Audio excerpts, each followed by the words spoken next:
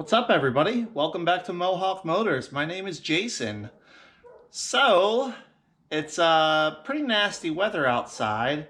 It's a good time for me to get started on some of these transmissions I have piled up in here. I've already got this one up on the stand. We're going to be starting with this. But I've got three, four L60 cores, one 4L65 core. I'm going to try to get at least two good two-wheel drive transmissions out of all of this. One will be, a little bit better than a stock rebuild. The other one, I'm probably going to go ahead and upgrade it to 5-pinion planets and some other good parts inside of it. Build that one for, a semi-fast street car that's relatively light. But, first thing I gotta do is get this one torn apart. Now, this transmission is one of the ones I got from the junkyard a little while ago. I'll post a link to that video up here for you. And I was excited to get it because it's two-wheel drive. They're really easy to pull. And once I got it here and started taking it apart, I realized this one is just going to be a parts donor. I'm going to use the two-wheel drive parts out of it. If I find anything else good inside of it, you never know if you might find a set of 5-pinion planetary gears in a 4L60 or, a rebuilt transmission. So any other good parts I find in this thing, I'm going to set them aside and hold on to them. But the case on this one has a defect here. It must have been a porous spot in the casting, and it allowed water, whatever else, to get in there and start to crack the case out. And when I pried on it, I saw that I have this big chip here. So I'm not going to use that case. I want to use a case that is 100% good to go.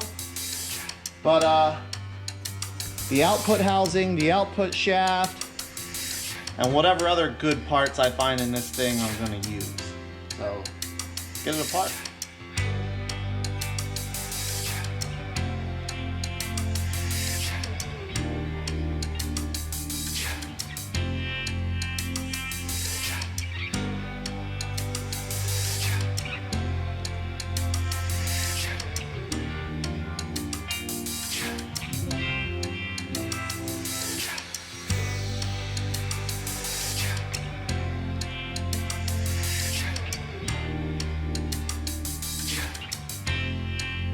Alright, so I've got my next transmission up on the bench here.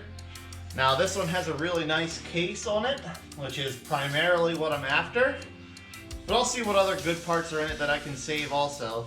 This is actually the transmission that was in the Ass Blazer.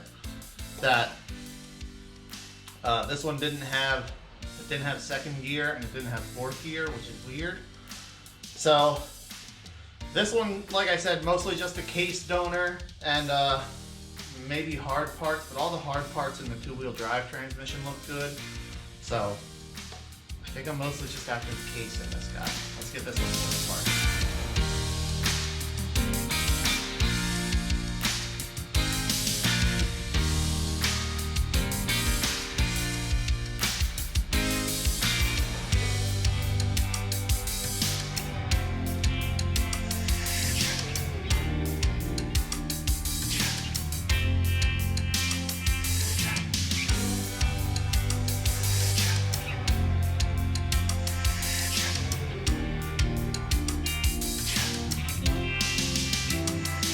Alright everybody, got both transmissions apart.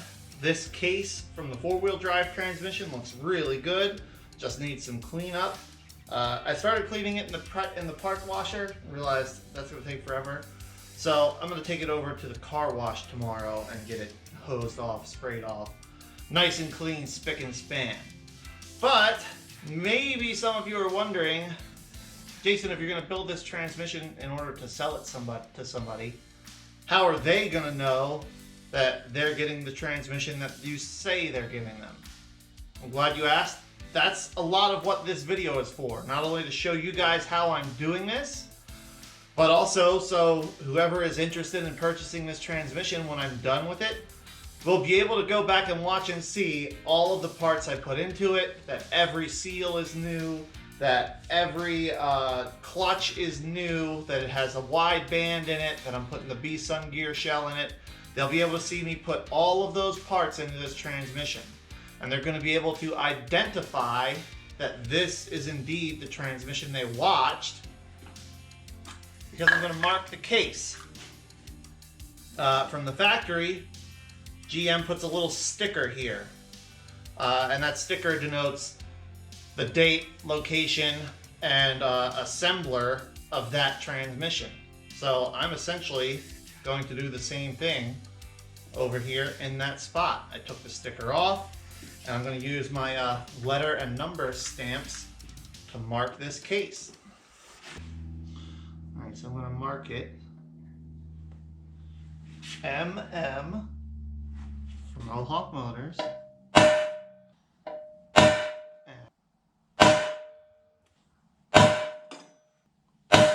Two Z J H. There we go. And then when I finish it, I'll put the date right there on the side next to my initials. So let me show you up close. So there you go.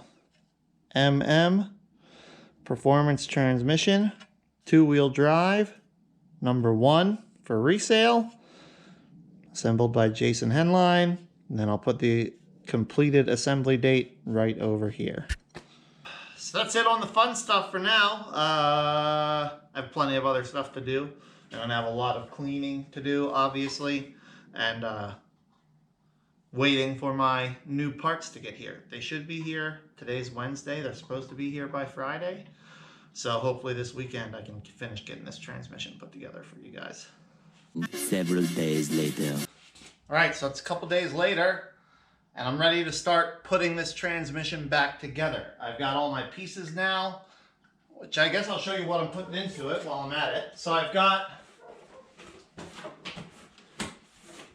this is a Transparts Warehouse, Precision International. This is a Stage 2 overhaul kit for the GM 4L60 and GM 4L65E. All right, here's the part number if you want to look it up.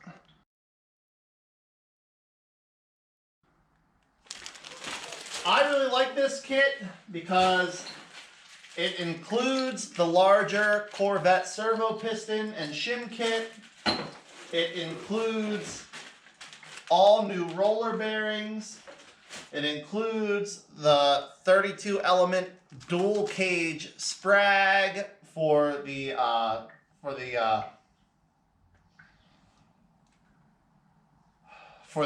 planetary. It comes with a new deep filter, which is what this transmission uses. Everything else. Now, there are a few additional parts that I got because, like I said, this is an upgrade, right? So it has, I got a wide band for it. So hopefully you can see it there, but that wide band gives you about 3/8 of an inch more width, which makes a big difference. So we're going to be putting that in. A brand new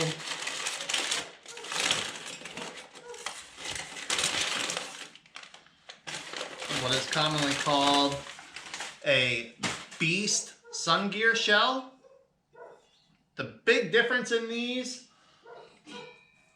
compared to the stock shell is the inside part here where it actually splines onto the sun gear is thicker material. You can see in the stock shell it's just rolled and very thin, and this is thicker and stronger. So this is a common failure point in the 4L60, 4L65, 4L70E transmission. And this is the repair / upgrade for that. So we're going to put that in there. And then we're also going to be doing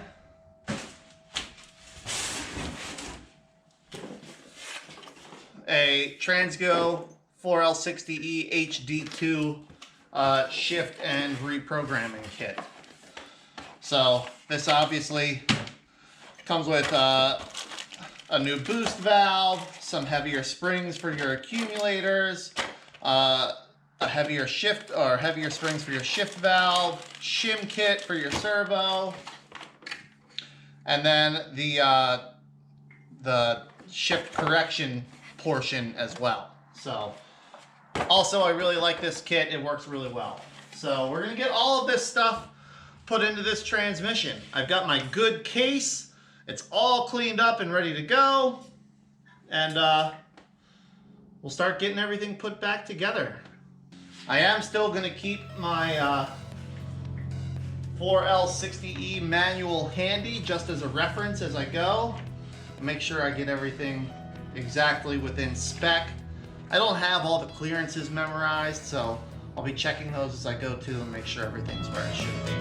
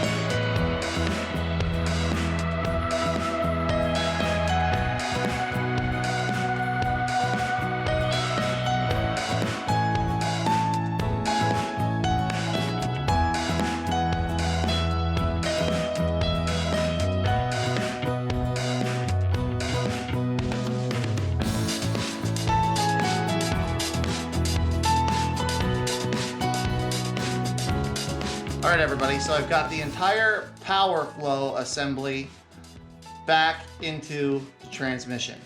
All new bushings, all new lip seals, all new Teflon seals, all new clutches, and all new steels, and the new wide band. Hopefully you were able to see all of that in the time-lapse video. Maybe not, but I don't want this to be an hour-long video, you know what I mean? So that part is ready to go. All my clearances and my clutches are right where they should be, right within spec. So that part is done. Next thing I need to do is my pump.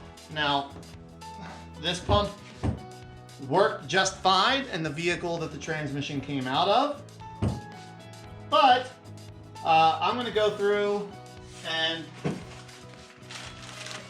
I have a new 13 vein pump assembly here that comes in the rebuild kit. That's gonna get put into it. And then I'm gonna do just a little bit of seal around the vent opening just to make sure it doesn't accidentally have any cross leaks out through that vent hole. So it'll get a new front seal as well. And then just like everything else, new bushings. So that's the next part here. New Teflon seals here as well. And this will also be the first part that I have to start getting into the shift kit. The shift kit comes with a different boost valve and spring. So I'll get that boost valve and spring installed in this pump also while I have it all apart. You know, get a good wash down in the parts washer too, just to make sure everything's spick and span, ready to go. So, back on time lapse, here we go.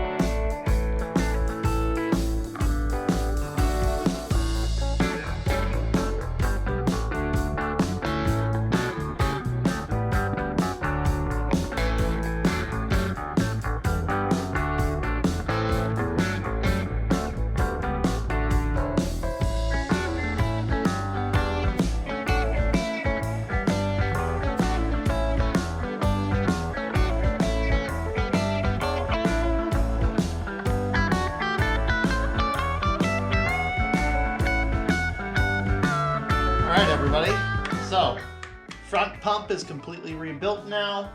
Completely new 13 vein pump. New upgraded boost valve from the HD2 shift kit. And a new strainer screen. So, new pump, except for the housing. The housing looked great, so no worries there. That's all ready to go. Now, next thing I'm going to work on is the servo assembly on the side of the transmission. Now, part of why I like this rebuild kit is because it comes with a, it's called a Corvette servo. That's what you'll hear them called. That's what they're called commonly. But the reason they got that name is because they originally used this servo design, this servo piston in the Corvette, right? It has more surface area to have hydraulic pressure applied to it, and that's what makes it apply with more force, stronger. So I just want to show you, this is your stock servo assembly. This is the outside cover. There's a piston that goes inside the cover. And then next you have your apply piston. Now this is where the main difference is. And then you have your accumulator also, right? Let me show you the difference in apply pistons here. So this is your stock 4L60 apply piston. This is the Corvette apply piston. And you can see the difference here, right? Stock, and then inside here, you see that this is a smaller opening. That's the Corvette. So basically what happens and why this is such an important and popular upgrade is by having more area here for the transmission fluid to press against, that multiplies the force applied to the band, right? So this piston has, I don't know, 3 square inches of apply area of pressure surface. This piston has 5 square inches of apply area of apply surface. So instead of 100 psi times 3, you're at 100 psi times 5. And that's what makes it apply with more force and hold better. So that's the next thing for me to get installed, get all set up, good to go, and then we'll be moving on to valve body modifications.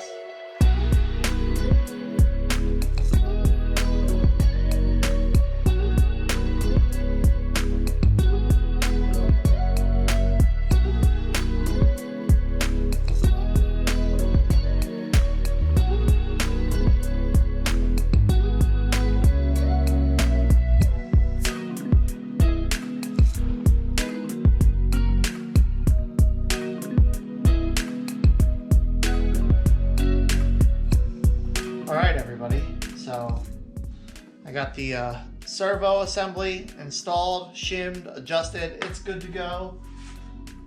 And I'm at the point that I need to start the valve body modifications.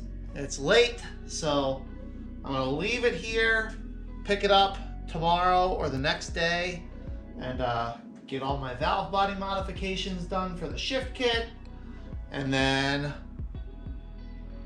get it buttoned up. So everything's looking really good. I'm happy with how it's going together, and I think it's going to be a really awesome transmission for whoever buys it and uses it.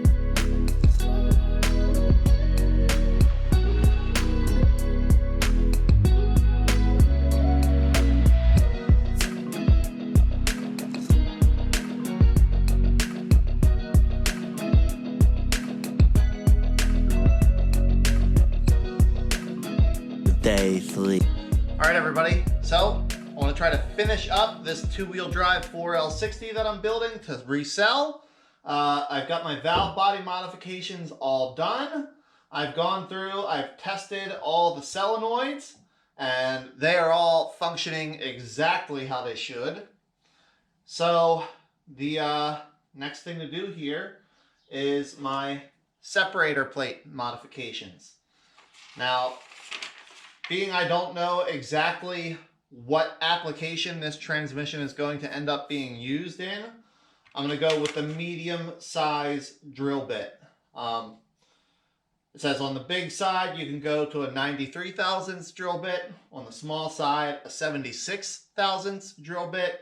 I'm going to go with an 82 thousandths drill bit. So it's a good middle of the road compromise. Should work pretty well for, you know, most applications. And, you know, if whoever buys this thing wants to make their shifts faster, they can always come in and just drill these holes out bigger. So I'm going to get that done and then get this thing all bolted back together the way it should be.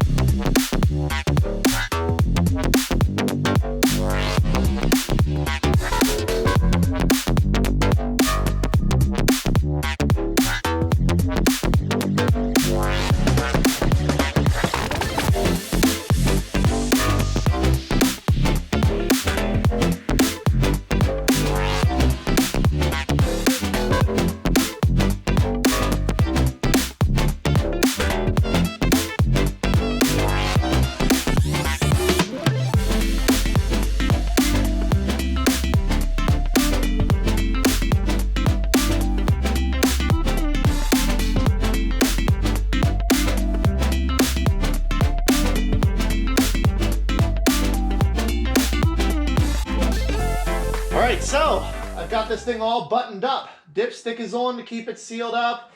I'm going to poke the yoke in the back to keep the rear sealed. And I actually found a little billet aluminum cover to go in. It goes over the input shaft, the stator support, and then meshes with the, or presses against the seal here to keep the front sealed up as well. So I can keep it sealed up airtight while it's here in the garage until someone buys it. It's freezing cold out right now, but tomorrow when it's warm, I'm going to give it a fresh coat of paint, make sure it looks nice for whoever gets this thing, and that's pretty much it. Now, based on what I've done to this transmission, the upgrades that I made, I think this transmission would last a long time in a car with up to about 500 horsepower. You know, an F-body, a Mustang, or something else, you know, similar size or smaller. If you were to put it in a full-size truck or SUV, like a pickup truck or a Tahoe or Suburban or something, I think you could put up to 400 horsepower through it for a long time and never have any trouble with it. And, yeah, I mean, I'm basing that off the transmissions I've built before, and what I've seen these things hold up to, especially with the upgrades that we did. The HD2 shift kit, the Beast Sun Gear shell, the wide band, all new bonded pistons, the HD2 shift kit, all new bushings, all new seals, all new gaskets, the upgraded Corvette servo, the upgraded 13 vein pump. I mean, there's a lot of good stuff in this transmission. It should provide a lot of trouble-free driving enjoyment in whatever vehicle somebody decides to put it in. I'm going to sell it without a converter. Converter really is dependent upon the engine and cam that you're running and the vehicle that you're putting it into. So whoever gets this thing, I'm going to leave it up to them to source a good cam to match their setup. And we'll get this thing to a new home. And hopefully they'll be super happy with it. Thanks so much for watching. I hope you enjoyed. If you're the person that bought this thing, I hope you especially enjoy it and have a lot of fun with it. And until the next video, take care.